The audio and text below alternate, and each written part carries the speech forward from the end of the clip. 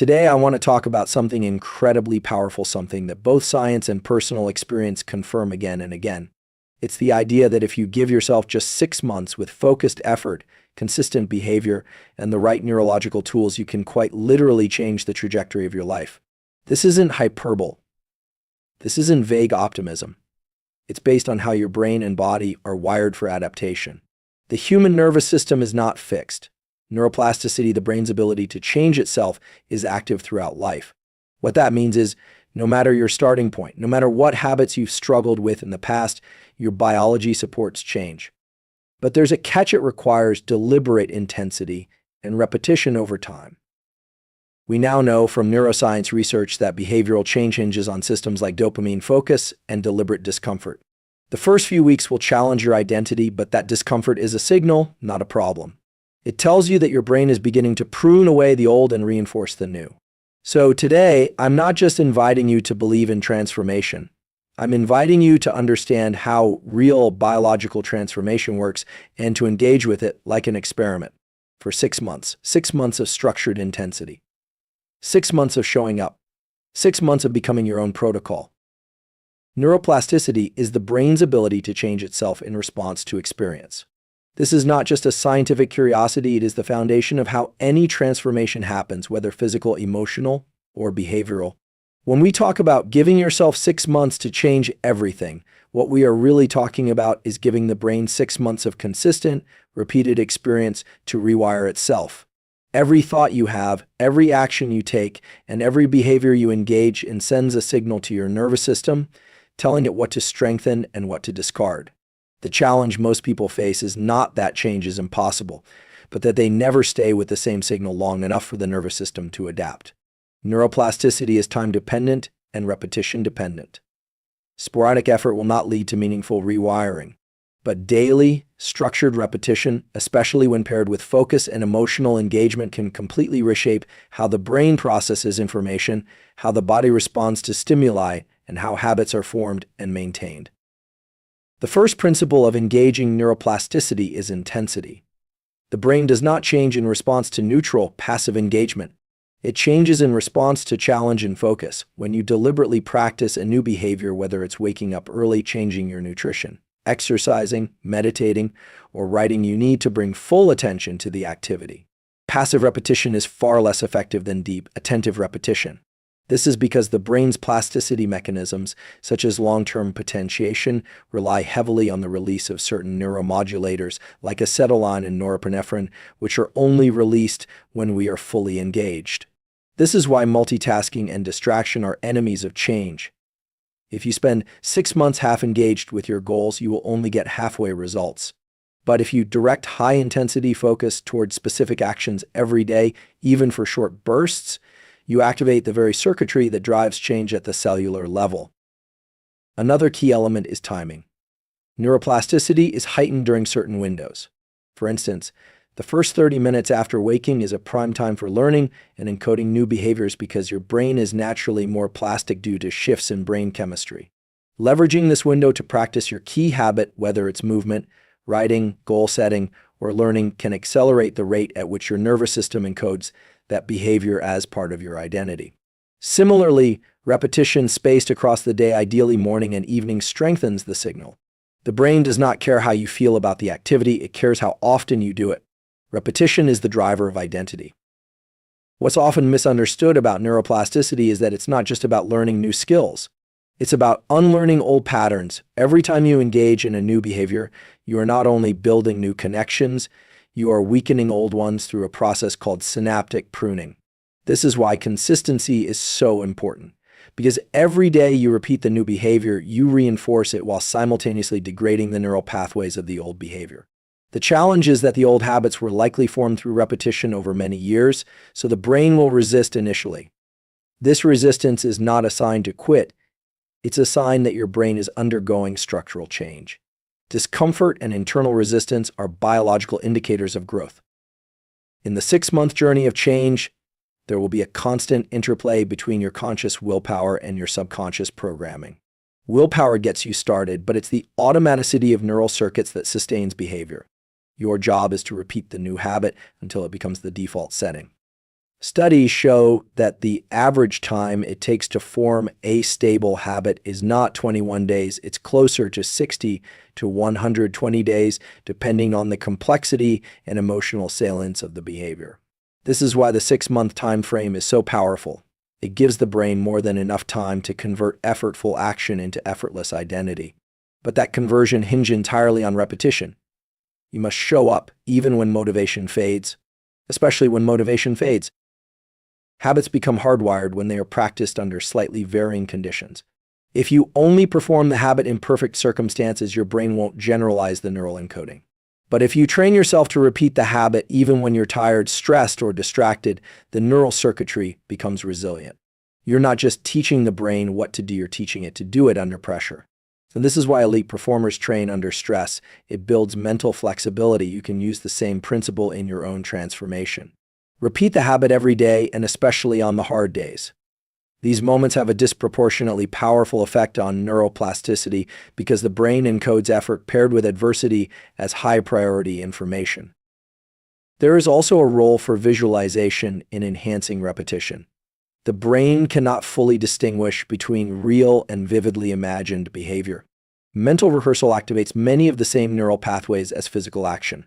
When you mentally practice your desired behavior, seeing yourself do it, feeling the emotions tied to it, imagining overcoming obstacles, you are reinforcing the same circuitry. This means that even on days when you can't perform the habit physically, you can still build the mental architecture for it. Visualization, when done with emotional intensity and sensory detail, becomes a form of neuroplastic training. It should not replace real action, but it can supplement it powerfully. Dopamine is one of the most misunderstood yet powerful drivers of human behavior. Most people think of it as a reward chemical, something the brain releases when we achieve success or experience pleasure, but that's only half the story. The real power of dopamine lies in how it fuels motivation, effort, and pursuit. It's not the reward itself that spikes dopamine, it's the anticipation, the striving, the challenge. This is critical to understand if you want to transform your life in 6 months. Because if you learn to control when and how dopamine is released in your brain, you can begin to shift from being someone who waits for motivation to someone who generates it internally. You no longer have to rely on external rewards, praise, or outcomes to drive action. You become your own source of fuel. When dopamine is released in response to progress, effort, and challenge, it reinforces those behaviors and makes you want to repeat them. This is called reward prediction error. The brain creates a model of what it expects, and when the experience either exceeds or aligns with the prediction, dopamine reinforces the pathways that led to it. What's fascinating is that you can deliberately train your brain to release dopamine from the process itself rather than from the outcome. This is called rewarding the effort, and it's one of the most valuable psychological shifts you can make. If you say to yourself, "I'm proud of myself for showing up today," or "this moment of discipline feels good," you are literally teaching your brain to link pleasure to action instead of result. Over time, this changes how you approach goals. You stop chasing distant achievements and start enjoying the pursuit itself. The modern world is saturated with dopamine triggers, social media likes, junk food, notifications, entertainment, all designed to hijack your dopamine system and provide quick hits with no effort. This is a problem because it trains your brain to associate dopamine with passive consumption instead of active creation. If you constantly indulge in these artificial spikes, your baseline level of dopamine starts to drop. You need more stimulation to feel normal. Motivation fades, focus erodes, energy declines. The way to reverse this is to reset your dopamine system by reducing artificial stimuli and deliberately earning your dopamine through hard work, consistency, and progress. This doesn't mean cutting out all pleasure, but it does mean being intentional about what you allow to trigger reward in your brain. There's a concept in neuroscience called the dopamine schedule. This refers to how often and in what pattern dopamine is released based on your behaviors. If you reward yourself randomly and intermittently, such as celebrating small wins that aren't always predictable, you actually increase your motivation more than if rewards come at fixed intervals. This is the same principle that makes slot machines addictive, but you can use it constructively.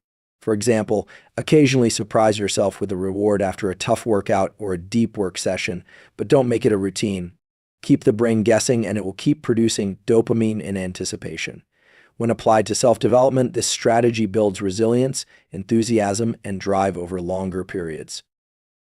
Another tool for managing dopamine is deliberate discomfort. Studies show that dopamine levels increase not only after a reward, but also during the experience of challenge if that challenge is framed positively. Cold exposure, fasting, strenuous exercise, focused learning, all of these can be made more rewarding if you mentally associate them with growth and identity building. If you interpret the challenge as meaningful, your brain will release more dopamine during the activity, not just after it. This flips the traditional pain-pleasure model. You start to crave the hard things because they begin to feel internally rewarding. This is not just mindset, it's neurochemistry in action. The story you tell yourself about effort literally changes the chemical response your brain has to that effort. You also want to avoid what is called dopamine stacking. This happens when you combine multiple sources of dopamine, like scrolling your phone while eating, or listening to music while working out while also thinking about rewards. The more you stack, the more you desensitize your receptors. The brain becomes overloaded and the individual activity loses its intrinsic appeal. To maintain sensitivity, try to isolate your sources of pleasure. Let exercise be about movement, not entertainment. Let eating be about nourishment, not distraction. Let learning be about discovery, not multitasking. The more clean your dopamine hits are, the more potent and sustainable they become, and the more you'll be able to keep going without burning out. The final component is to create a baseline of satisfaction that doesn't rely on novelty. Novelty is a huge trigger for dopamine, but it's not sustainable. If you need everything to be new and exciting all the time, you'll eventually crash. But if you can find meaning in repetition, if you can train your mind to associate effort, structure, and progress with internal satisfaction, you'll be able to keep going long after most people quit. This is what separates those who transform their lives from those who start and stop. They have learned to work with their brain's natural chemistry instead of being ruled by it. One of the most overlooked elements of lasting transformation is the environment in which we operate every day. The brain is a prediction machine, constantly scanning the external world for cues that help it determine what to do next. Every object, sound, light source, device, or person in your environment sends a signal to your nervous system. These signals either support your goals or compete with them. When you leave your environment to chance, you're essentially letting external randomness control your focus and behavior. But when you deliberately design your environment to reduce decision fatigue and support your desired identity, you create conditions for sustainable change. Decision fatigue refers to the gradual erosion of willpower and mental clarity as a result of making too many choices. It's not just big decisions that wear down your brain, it's the small, repeated, seemingly harmless ones. What to eat, when to start work, whether to scroll or not, whether to go to the gym. When your brain has to constantly weigh options, compare alternatives, and resist distractions, it starts to burn through cognitive resources. Over time, your ability to make disciplined choices declines, even if your motivation remains strong. This is why highly disciplined people don't rely on willpower alone. They automate as many decisions as possible by designing their environment to make the desired action the path of least resistance. The first step is to reduce the number of choices you face in your high-performance windows.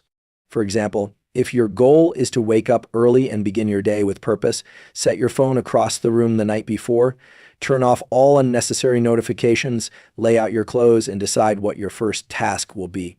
This eliminates the need for mental negotiation in the morning. Your brain doesn't need to decide whether to hit snooze, what to wear, or what to do first. It simply executes. By front-loading decisions when your energy is high, typically the night before you protect your future self from impulsive behavior. Digital environments also play a massive role. If your phone is filled with apps that trigger distractions or tempt you into low-value behavior, you are fighting a battle every time you pick it up. You can redesign this environment by uninstalling apps, using grayscale mode, turning off badges, or placing your most essential tools front and center. When your devices are aligned with your priorities, they stop being a source of noise and start becoming an extension of your goals. This is not about restriction, it's about alignment. You are designing your digital tools to serve your mind rather than scatter it. Physical spaces matter just as much. The layout of your workspace, bedroom, kitchen, or training area influences your behavior more than you might think. If your workspace is cluttered with distractions or things that don't serve your purpose, your brain will expend energy resisting temptation. But if you enter a space that is clean, intentional, and primed for focus, your nervous system enters a different state. Light, posture, sound, and even temperature all modulate your brain's state of arousal and readiness. For example, bright overhead light and upright posture activate alertness, promoting circuits in the brainstem and cortex. This makes you more focused and less prone to procrastination. Subtle environmental changes can have massive cumulative impact over a 6-month period. You can also stack your environment with behavioral cues that trigger your desired habits. This is known as cue-based habit formation. If your goal is to journal each morning, placing your journal and pen on your pillow or next to your coffee mug creates a frictionless pathway to follow. If your goal is to exercise, placing your shoes and water bottle by the door the night before reduces the psychological barrier to starting. These small cues serve as neural primers. They signal to the brain what to do next, reducing the cognitive cost of initiation. Once a behavior is initiated, it becomes easier to sustain. The key is to reduce the energy required to begin. Another strategy is to deliberately limit access to temptations or behaviors that you are trying to change. This is known as environment shielding. If you're trying to reduce mindless eating, remove processed snacks from your line of sight. If you're trying to focus more deeply, install website blockers during your deep work hours. These small boundaries protect your attention and energy. The brain is highly responsive to what is available and visible. Out of sight often truly becomes out of mind because neural circuits tied to reward seeking are not activated in the absence of triggers. It's important to understand that your environment is not neutral. It's always nudging you towards something. Either it's supporting your discipline or it's making discipline more difficult. By redesigning your physical, digital, and social environments to be congruent with your goals, you create a form of external structure that supports internal consistency. This doesn't mean you have to live rigidly or remove all flexibility. It means the default choices in your environment are aligned with the identity you are trying to build. The fewer decisions you have to make in the moment, the more energy you have to stay consistent with what matters most. Stress is often perceived as a negative force, something to avoid or eliminate, but this is a misunderstanding of how the human body and brain are designed to function. From a biological and evolutionary standpoint, stress is a catalyst for adaptation. It is the signal that alerts your nervous system to the need for change. When managed and directed correctly, stress can become one of the most powerful tools in the process of transformation. The key is not to avoid stress, but to learn how to engage with it deliberately, using it to drive mental, emotional, and physical growth over time. This approach is grounded in the concept of hormesis, where exposure to controlled amounts of stress strengthens the system. The human nervous system is designed to respond to challenge. When you experience stress, your body releases hormones like adrenaline, cortisol, and noradrenaline. These hormones increase alertness, focus, and energy availability. In short bursts, this stress response sharpens your cognitive and physical abilities. If you avoid all discomfort or always seek comfort, your nervous system becomes less responsive and more fragile. But if you train your brain and body to step into stress on purpose, to deliberately engage in effortful, uncomfortable activities, you teach your system to become more resilient. This is how athletes, performers, and high achievers in any field build endurance, both mentally and physically. They don't just endure stress. They rehearse it, they learn to breathe through it, and they eventually thrive within it. There are two types of stress, eustress and distress. Eustress is the kind of stress that feels challenging but manageable. It's the signal that you're pushing your limits in a healthy way. Distress is the type of stress that overwhelms the system, often caused by chronic, unrelenting pressure without recovery. The goal is to intentionally engage in eustress-producing activities, cold exposure, focused learning, hard workouts, public speaking, fasting, writing, or problem solving, so that your nervous system becomes more adaptive. Each time you enter a controlled stress state and then return to baseline, you increase your capacity for future challenge. Your heart rate recovers faster, your breathing normalizes more quickly, and your mind regains clarity sooner. This cycle of challenge and recovery is how resilience is built. The reason this matters for a 6-month transformation is because growth cannot occur in the absence of stress. Change is inherently uncomfortable. The moment you attempt to adopt a new habit, wake up earlier, move your body more, eat differently, or think in a new way, you're introducing stress into your system. If you perceive that stress as a threat, your nervous system will resist it. But if you interpret that stress as a signal of growth, your brain releases chemicals that support learning, memory, and motivation. Perception of stress determines its impact. This is supported by research showing that people who believe stress helps them grow actually have better health and performance outcomes than those who see stress as purely harmful. Another important factor is your breathing and posture during stress. These are direct inputs to the autonomic nervous system. When you are under pressure, your breath becomes shallow and rapid, and your posture often collapses. But if you train yourself to slow your breathing, to take deliberate inhales and even longer exhales, you send a signal to your brainstem that you are in control. This activates the parasympathetic nervous system and allows you to maintain clarity even under pressure. Likewise, an upright posture with expanded chest and lifted head changes the body's interpretation of the moment. These physical adjustments can shift your internal chemistry from panic to readiness, allowing you to use stress as fuel instead of letting it become a barrier. Sleep and recovery are also essential components of stress adaptation. When you challenge your system during the day through intense effort, learning, or physical strain, your body and brain need rest in order to rebuild. Sleep is when the brain consolidates memories, repairs neural tissue, and restores chemical balance. Without adequate recovery, the stress you accumulate turns from beneficial to harmful.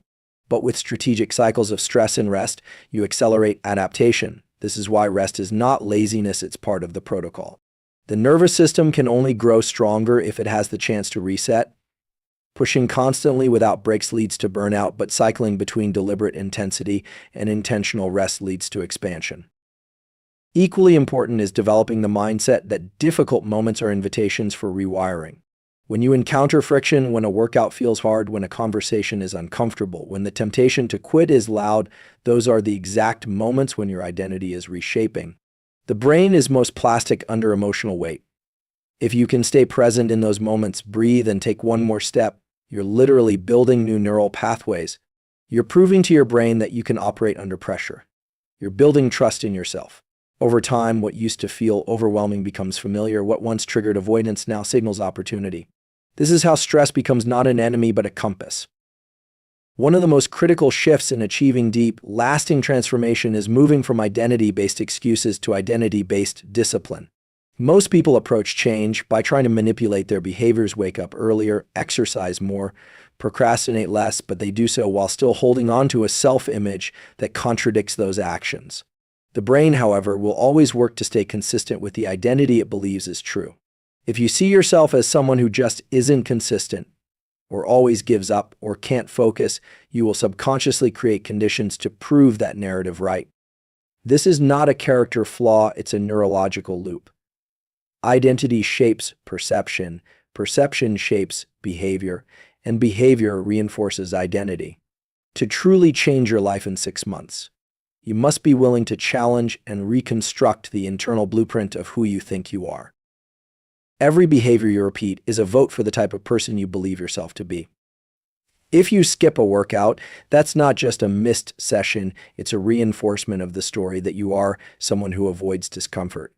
If you sit down to write even when you don't feel like it, that action strengthens the belief that you are disciplined. This works both ways.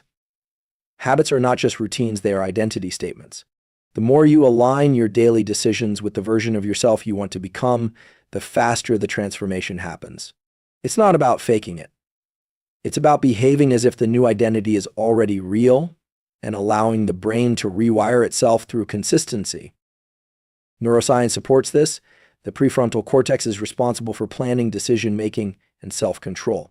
When you set a goal or visualize a future version of yourself, that region activates. But if the rest of your brain, particularly the limbic system, doesn't believe the identity change is real, it will create emotional friction. You'll feel inner resistance, imposter syndrome, or doubt. The solution is not to eliminate doubt, but to create more evidence. Identity is shaped by experience. The more you act like the person you want to be, even in small, deliberate ways, the more coherent your internal system becomes. The brain starts to believe the change is possible because it has data. Start with micro-commitments. These are small, daily actions that are so achievable you can't fail. 1 push-up. 1 page of reading. 1 5-minute cold shower. 1 10-minute deep work sprint. The goal isn't the action itself, it's the vote of confidence it casts toward your new identity. You begin to associate yourself with action, with progress, with discipline. These micro-commitments build momentum, and momentum is what keeps neurochemical motivation active. Dopamine is released not when the goal is achieved, but when progress is felt. Each small win compounds. The system begins to shift from "I'm trying to be disciplined" to "I am disciplined." That linguistic shift may seem subtle, but neurologically it's massive. You can also use visual cues to reinforce identity.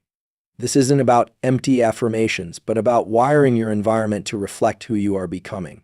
A wall calendar filled with unbroken streaks, a whiteboard with your new non-negotiables, a journal with your daily discipline metrics. The human brain responds to patterns. When your surroundings reflect progress, you begin to embody it more fully. You stop needing motivation because your identity starts driving behavior automatically. You are no longer performing discipline, you are living it. Another powerful technique is to use identity scripting. This involves writing or speaking in the voice of your future self. Not as wishful thinking, but as programming. You might write, "I'm the kind of person who finishes what I start," or "I train every day because it aligns with who I am," or "I'm at peace in discomfort because growth is my priority." These scripts can be read each morning as part of your routine. The repetition builds familiarity, and what is familiar to the brain becomes comfortable. Over time, these scripts stop feeling aspirational and start feeling factual. There is also a chemical and physiological basis for why identity-based change works. When your actions align with your internal values and self-image, the brain releases serotonin, which regulates mood, focus, and social connection. Feel congruent, integrated, and stable. But when there's a gap between who you want to be and how you're behaving, the brain registers internal conflict, often releasing stress hormones like cortisol. This internal dissonance doesn't just feel uncomfortable, it reduces cognitive flexibility and drains motivation. That's why identity congruence isn't just psychological, it's biochemical. The more your actions match your self-image, the more efficient your brain becomes. The most profound transformations happen when your identity becomes non-negotiable. You no longer have to negotiate with yourself every day about whether to train, whether to show up, whether to choose discomfort over ease. It simply becomes who you are. The decision has already been made at the identity level, so execution becomes effortless. This frees up mental energy and reduces internal resistance. You start to operate on principle rather than on impulse. You build a self-image that is solid enough to carry you through the inevitable valleys of doubt and fatigue. The final and often most underestimated factor in sustainable transformation is your ability to maintain emotional control in real time. The nervous system is wired to react before it reflects. When you're tired, triggered, frustrated, or disappointed, the default response is emotional reactivity. But emotional reactivity is the enemy of consistency. It creates detours. It pulls you out of focus. It hijacks your time, your decisions, and your attention. To stay on track over 6 months of disciplined effort, you must train yourself to observe your emotional responses without being governed by them. This is not emotional suppression, it is emotional mastery, a skill that can be developed just like physical strength or mental clarity.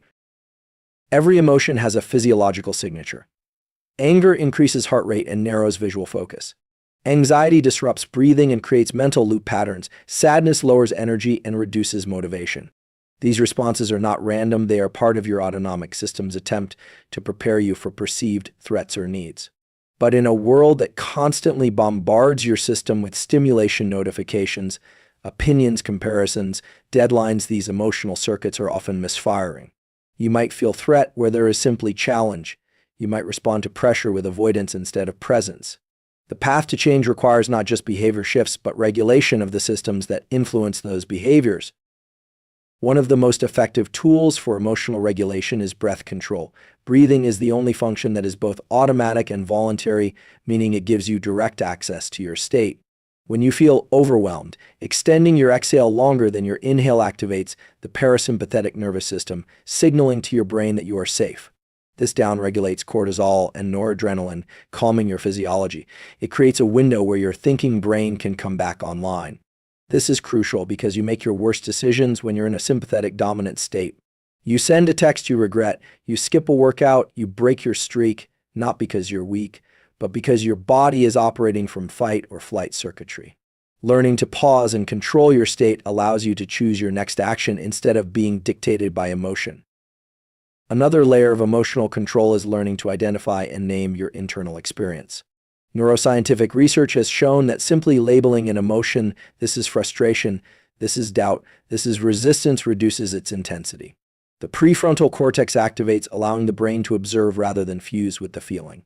This is a form of self-distancing that gives you leverage over your internal state.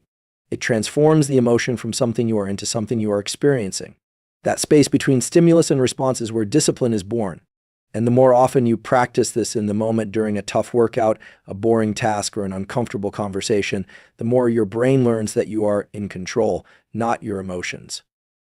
Mental reframing is also essential. Emotional responses are largely interpretations.